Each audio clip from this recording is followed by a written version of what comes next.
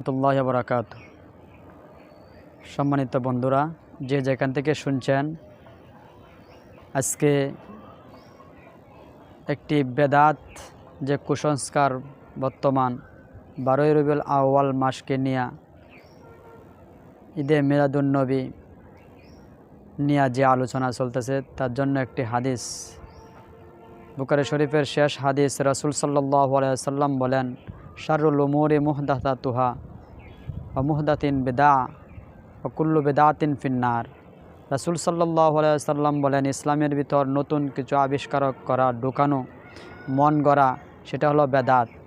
আর সকল বেদাতই হলো গুমরাহ, আর সকল গুমরাহি যারা করবে তাদের ঠিকানা হবে জাহান্নাম, মঞ্জিলে মকসুদ জাহান্নাম।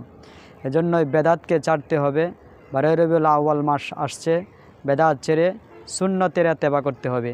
সুন্নতের ইত্তেবা করলে আমরা বেদাত থেকে বাঁচতে পারবো। নকশে কদম নবী কে হে, খুদা কে রাস্তে আল্লাহ সে মিলাতে হে সুন্নত কে রাস্তে। আমি যদি আল্লাহকে পেতে চাই, তাহলে নবীর ভালোবাসা আমাদের অন্তরে লালন করতে হবে।